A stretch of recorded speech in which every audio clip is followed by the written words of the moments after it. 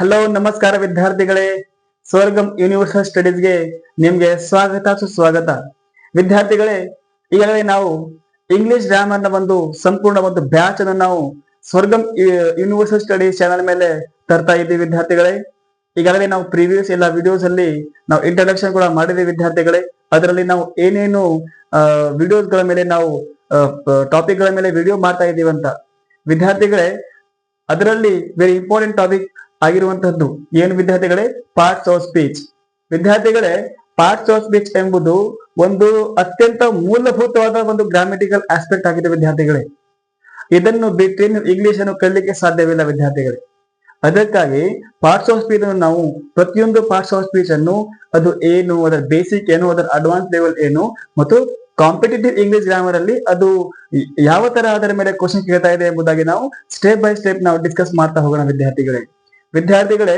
ಇದೊಂದು ನಾವು ಕ್ಲಾಸಿನಲ್ಲಿ ನಾವು ಪಾರ್ಟ್ಸ್ ಆಫ್ ಸ್ಪೀಚ್ ನ ಒಂದು ಇಂಟ್ರಡಕ್ಷನ್ ಒಂದು ಭಾಗವನ್ನು ನಾವು ನೋಡೋಣ ವಿದ್ಯಾರ್ಥಿಗಳೇ. ಅಂದ್ರೆ ಪಾರ್ಟ್ಸ್ ಆಫ್ ಸ್ಪೀಚ್ ಅಂದ್ರೆ ಏನು, ಅದರಲ್ಲಿ ಬರುವಂತಹ ಆ ಶಬ್ದಗಳು ಯಾವುವು ಮತ್ತು ಅದರ ಮೀನಿಂಗ್ ಏನು ಎಂಬುದಾಗಿ ನಾವು ಡಿಸ್ಕಸ್ ಮಾಡ್ತಾ ಹೋಗೋಣ ವಿದ್ಯಾರ್ಥಿಗಳೇ, ನೀವಿಲ್ಲಿ ನೋಡಿರಬಹುದು, ಇಲ್ಲಿ ಪಾರ್ಟ್ಸ್ ಆಫ್ ಸ್ಪೀಚ್ ಎಂಬುದು ವಿದ್ಯಾರ್ಥಿಗಳೇ, ಇಲ್ಲಿ ನೀವು ಗಮನಿಸಬೇಕು ಪಾರ್ಟ್ಸ್ ಅಂಡ್ ಸ್ಪೀಚ್ ಎಂಬುದಾಗಿ. ವಿದ್ಯಾರ್ಥಿಗಳೇ, ಸ್ಪೀಚ್ ಅಂದ್ರೆ ಏನು?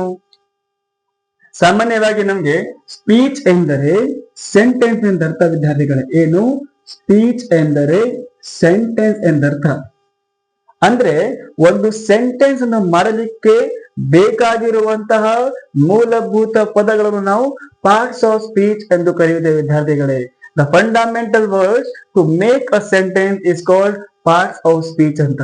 ನೀವು ಬೇರೆ ಬೇರೆ ಕಡೆಯಲ್ಲಿ ಬೇರೆ ಬೇರೆ ಬುಕ್ಸ್ ಅಲ್ಲಿ ವೆಬ್ಸೈಟ್ ಅಲ್ಲಿ ಪಾರ್ಟ್ಸ್ ಆಫ್ ಸ್ಪೀಚ್ ಅಂದ್ರೆ ಏನು ಅಂತ ನೀವು ಗೊತ್ತಿರಬಹುದು ನಿಮಗೆ.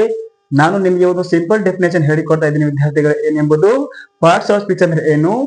These are the fundamental words to make a sentence. A meaningful sentence ಒಂದು ರಚನೆ ಮಾಡಲಿಕ್ಕೆ ಬೇಕಾಗಿರುವಂತಹ ಒಂದು ಮೂಲಭೂತ ಒಂದು ಪದಗಳನ್ನು ನಾವು ಪಾರ್ಟ್ಸ್ ಆಫ್ ಸ್ಪೀಚ್ ಎಂದು ಕರಿತಾ ಇದ್ದೀವಿ ವಿದ್ಯಾರ್ಥಿಗಳೇ.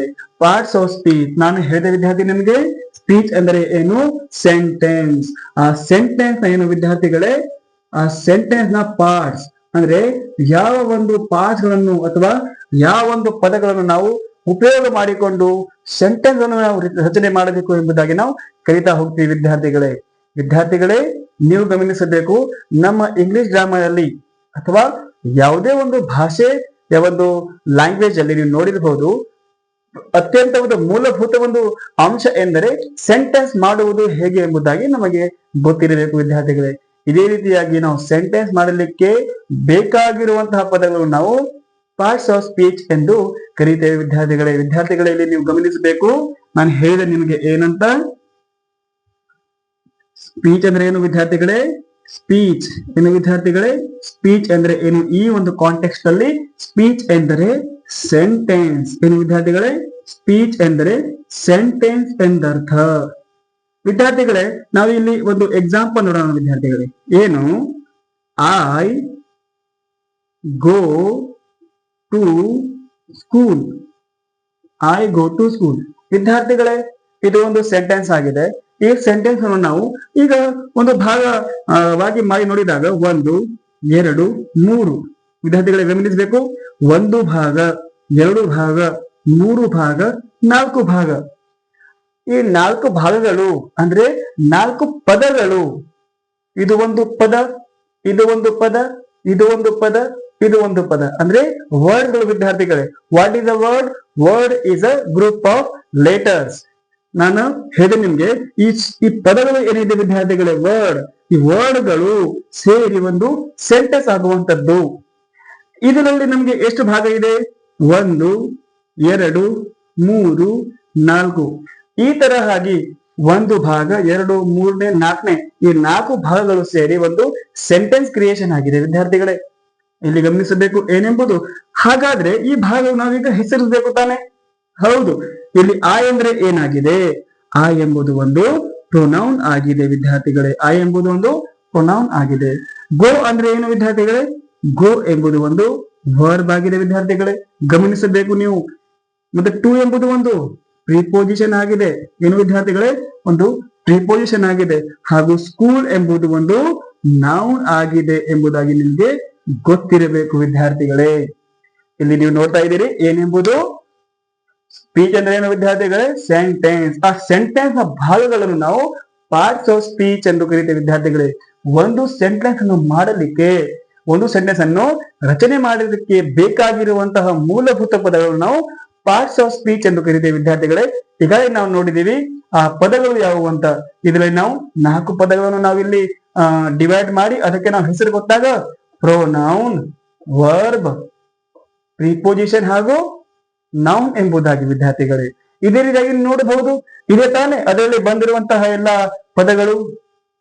ಇಲ್ಲಿ ಗಮನಿಸಬೇಕು, ಪ್ರೊನೌನ್ ಎಂಬುದು ಇದರಲ್ಲಿ ಇದೆ, ವರ್ಬ್ ಎಂಬುದು ಇದೆ ವಿದ್ಯಾರ್ಥಿಗಳೇ, ಪ್ರಿಪೋಸಿಷನ್ ಎಂಬುದು ಕೂಡ ಇದೆ, ಹಾಗೂ ನೌನ್ ಎಂಬುದು ಫಸ್ಟ್ ಗೆ ಬಂದಿದೆ.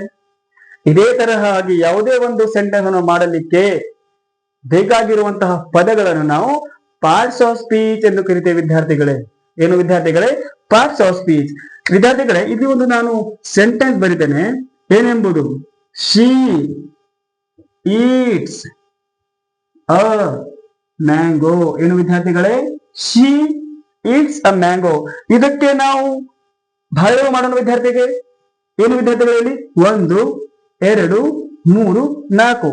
ಇಲ್ಲಿ ಕೂಡ ಇದಕ್ಕೆ 1ನೇ ಭಾಗ, 2ನೇ ಭಾಗ, ಏನು ವಿದ್ಯಾರ್ಥಿಗಳೇ?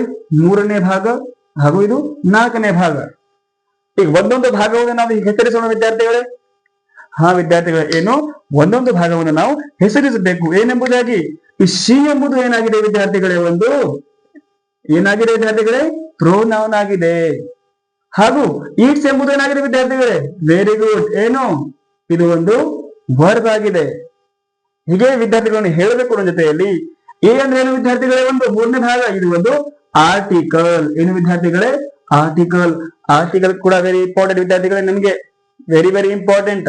ಒಂದು ಸೆಂಟೆನ್ಸ್ ಆಗ್ಲಿಕ್ಕೆ ಆರ್ಟಿಕಲ್ ಕೂಡ ವೆರಿ ಇಂಪಾರ್ಟೆಂಟ್. ನಾವು ಇಲ್ಲಿ ಬರೆದಿದ್ದೇವೆ ತಾನೆ, ಆರ್ಟಿಕಲ್ ಕೂಡ ಒಂದು ಭಾಗವಾಗಿದೆ ಎಂಬುದಾಗಿ. ಮತ್ತೆ ಮ್ಯಾಂಗೋ. ಮ್ಯಾಂಗೋ ಒಂದು ನೌನ್ ಆಗಿದೆ. ಏನು ವಿದ್ಯಾರ್ಥಿಗಳೇ?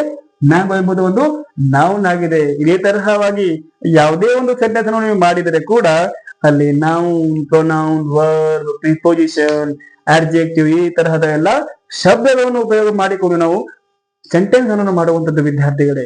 ಇದೇ ರೀತಿಯಾಗಿ ಆ ನೌನ್ ಎಂದರೆ ಏನು, ಪ್ರೊನೌನ್ ಅಂದ್ರೆ ಏನು, ವರ್ಬ್ ಅಂದ್ರೆ ಏನು, ಆರ್ಟಿಕಲ್ ಅಂದ್ರೆ ಏನು ಎಂಬುದಾಗಿ ನಾವು ಸಂಪೂರ್ಣವಾಗಿ ಈ ಎಲ್ಲ ವಿಡಿಯೋ ಸರಣಿಯಲ್ಲಿ ನಾವು ನೋಡ್ತಾ ಹೋಗ್ತೇವೆ ವಿದ್ಯಾರ್ಥಿಗಳೇ. ವಿದ್ಯಾರ್ಥಿಗಳೇ, ಇಲ್ಲಿ ನೀವು ಗಮನಿಸಿದ್ದೀರಾ? ನಾನು ಒಂದು ಸೆಂಟೆನ್ಸ್ ಕೊಡ್ತೇನೆ ವಿದ್ಯಾರ್ಥಿಗಳೇ, ಅದಕ್ಕೆ ನೀವು ಭಾಗವಾಗಿ ಮಾಡಿ. ಏನು ವಿದ್ಯಾರ್ಥಿಗಳೇ? ಒಂದು ಸೆಂಟೆನ್ಸ್ ನೀವು ಬರೆದುಕೊಳ್ಳಬೇಕು ನೋಟ್ಬುಕ್ ಅಲ್ಲಿ. I eat ice cream. I eat ice cream. I eat ice cream ಅಲ್ಲಿ ಐ ಒಂದು ಭಾಗ, ಈಟ್ ಒಂದು ಭಾಗ, ಐಸ್ ಕ್ರೀಮ್ ಒಂದು ಭಾಗ ವಿದ್ಯಾರ್ಥಿಗಳೇ. ಈ 3 ಭಾಗಗಳನ್ನು ಒಳಗೊಂಡು ಒಂದು ಸೆಂಟೆನ್ಸ್ ಆಗಿದೆ. I eat ice cream.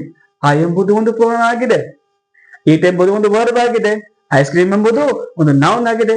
ಹಾಗಾದ್ರೆ ಆ ಪದಗಳು ಎಲ್ಲಿಂದ ಬರ್ತಾ ಇದೆ ವಿದ್ಯಾರ್ಥಿಗಳೇ? ನಮಗೆ ಇದೇ ಒಂದು ಟಾಪಿಕ್ ಇಂದ ಬರ್ತಾ ಇದೆ. ಇದರಲ್ಲಿ ನೌನ್ ಎಂದರೆ ಏನು, ಪ್ರೊನೌನ್ ಅಂದರೆ ಏನು, adjective, verb, adverb, preposition, conjunction, interjection, articles ಗಳ ಎಂದರೆ ಏನು, ಅದರ ಉಪಯೋಗ ಏನು, ಹೇಗೆ ಉಪಯೋಗ ಮಾಡಬೇಕು, ಅದರ ಮಹತ್ವ ಎಂಬುದು ಏನು ಎಂಬುದಾಗಿ ನಾವು ಬೇಸಿಕ್ ದಿಂದ ಅಡ್ವಾನ್ಸ್ ವರೆಗೆ ನಾವು ಡಿಸ್ಕಸ್ ಮಾಡ್ತಾ ಹೋಗ್ತೀವಿ ವಿದ್ಯಾರ್ಥಿಗಳೇ. ನಾನು ಒಂದು ಶರ್ಟ್ ಕೊಡ್ತೀನಿ ವಿದ್ಯಾರ್ಥಿಗಳೇ. ನಿಮ್ಗೆ ಈ ಒಂದು ವಿಡಿಯೋವನ್ನು ನೋಡಿದ ನಂತರ ನೀವು ಯಾವುದೇ ಒಂದು ಗ್ರಾಮರ್ ಟಾಪಿಕ್ ನ ಬೇರೆ ಕಡೆ ಹೋಗಿ ನೋಡುವಂತ ಅಗತ್ಯತೆ ಇರುವುದಿಲ್ಲ ವಿದ್ಯಾರ್ಥಿಗಳೇ.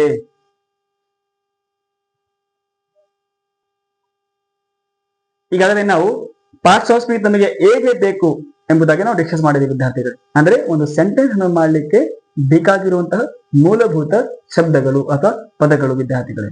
ವಿದ್ಯಾರ್ಥಿಗಳೇ, ಇಲ್ಲಿ ನೀವು ನೋಡಬೇಕು. ಇದು ಇಂಟ್ರಡಕ್ಷನ್ ನಾವು ಸ್ವಲ್ಪ ಮಾಡಿಕೊಳ್ಳೋಣ ವಿದ್ಯಾರ್ಥಿಗಳೇ. ನೌನ್ ಎಂಬುದಾಗಿ ಏನು? ನೌನ್ ಅಂದ್ರೆ ಏನು ವಿದ್ಯಾರ್ಥಿಗಳೇ? ನೌನ್ ಎಂಬ ಪದ ಏನಾಗಿದೆ? ಲ್ಯಾಟಿನ್ ಭಾಷೆಯ ನೋಮೆನ್ ಎಂಬ ಪದದಿಂದ ಆಯ್ದುಕೊಳ್ಳಲಾಗಿದೆ.